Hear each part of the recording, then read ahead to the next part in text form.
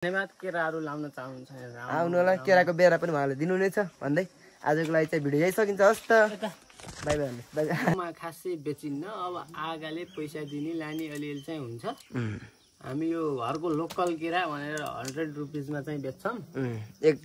लिनै आउने पैसा दिन चाहनुहुन्छ भने हजुरहरू यसो खानालाई मात्र आउनुहुन्छ भने हामीले 2-4वटाको साथ त्यसरी नै खाना दिन सकिन्छ।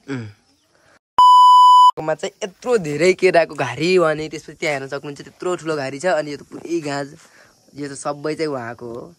उहाँले तपाईँले यो केरा चाहिँ कहिले लाउनु भएको?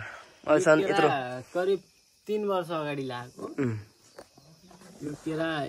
2टा घरी लिएर दुईटा बोट लिएर आएर लगाएको थिएँ मैले। एकै ठाउँमा लाउनु भएको दुइटै? एउटा यहाँ लगाएको, एउटा उ त्यहाँ लगाएको। त्यहाँ खै त त्यहाँ चाहिँ मरे। अनि यहाँ चाहिँ मलहाटको नजिक हुँदा चाहिँ केरा चाहिँ उतापट्टि मलहाट छ नि त, त्यही छ।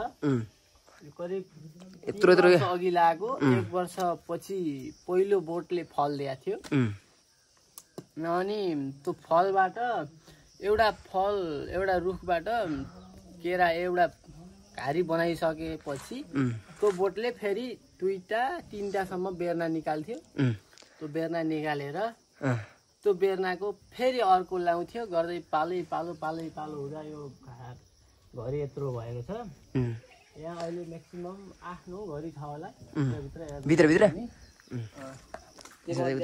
काटियो। उतापट्टि छ कि भित्र छ त्यहाँ चाहिँ। अनि यहाँमध्ये एउटा चाहिँ आज एउटा काटियो। यो एउटा काटेकोमा म्याक्सिमम यो पहिलोचोटि काट्दाखेरि 3 जनाले ल्याउन नसकिने घरी थियो। मम्मी, म, दिदी। म्याक्सिमम त्यसमा 500-700 केरा थिए कोसामा। हजुरले अहिलेसम्म सबभन्दा ठुलो घारीबाट कति कमाउनु आएको छ? अहिलेसम्म धेरै हानेको इन्कम एउटा उस घारीबाट मात्रै? गाउँ हो यो, गाउँमा खासै बेचिन्न। अब आगाले पैसा दिने लाने अलिअलि चाहिँ हुन्छ। हामी यो घरको लोकल केरा भनेर 100 रुपिसमा चाहिँ बेच्छौँ। लिनै आउने पैसा दिन चाहनुहुन्छ भने हजुरहरू यसो खानालाई मात्र आउनुहुन्छ भने हामीले 2-4वटाको साथ त्यसरी नै खाना दिन सकिन्छ। तर यो अहिलेसम्म म्याक्सिमम अलिअलि बेचेर कति जति इन्कम भएको छ त यत्रो घारीबाट? म्याक्सिमम अहिलेसम्म हामीले पुरै बेचेको भए लगभग 5-10 हजार आउँथ्यो होला।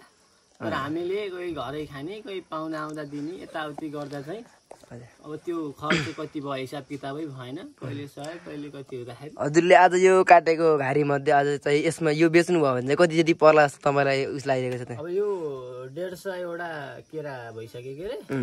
100 रुपियाँ दर्जनको हिसाबले त्यही हिसाब गर्नुहोस् न। 100 रुपियाँको दर्जनले गर्दाखेरि तपाईँको 12वटा कोसा गएपछि 12 बाहिरको केरा पनि 120-30 रुपियाँमा पाउनुहुन्छ। यो त अझ लोकल भयो, हामीले गाउँघरमै दिएको। 1200-1300 समथिङ पर्यो हजुर। धेरै टाढाबाट आउनुहुन्न। स्पेसल्ली हाम्रो तुलसीराम पाण्डे सरलाई अब यसो वेलकम गर्छु। केरा भनिरहनु भएको थियो। उहाँलाई चाहिँ यो घारी चाहिँ दिनुहुनेछ। तुलसीराम पाण्डे सरलाई ट्याग गरेर यो भिडियो हालिदिनु होला। तपाईले चाहिँ अब केराको घरी चाहिँ सर देखाउनु न भित्र कति छ भने। उहाँले चाहिँ यत्रो धेरै केराहरू लगाएर चाहिँ अहिलेसम्म इन्कम चाहिँ टन्नै गर्न सक्नुभएको छ। केरा चाहिँ गर्नुहोस् तपाईँलाई। अझै त घारी गर्नु हिँड्नु न। 2 होइन यताबाट चाहिँ गर है होइन।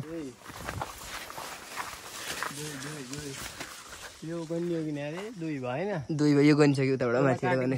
3 भनौँ है। हजुर अहिले मात्रै होइन, खै कता हो यहाँ त 4 भयो। अनि यसको हजुरको यहाँ पनि रहेछ एउटा 5 भइहाल्यो। त्यहाँ सुत्या एउटा 6 हो, त्यो सानो होला। त सानो होला हजुरको त्यहाँ रहेछ होइन? त्यो सानो देख्नु भयो 6 भयो। 6 भयो होइन? उतापट्टि छ क्या? अब उतापट्टि साइडमा छ। उहाँले चाहिँ अहिलेसम्म यत्रो केरा लगाएर चाहिँ दर इन्कम अलिअलि भयो भने इन्कम गरिरहनु भएको रहेछ। उताबाट चाहिँ उहाँले देख्न सक्नुहुन्छ त्यो 8।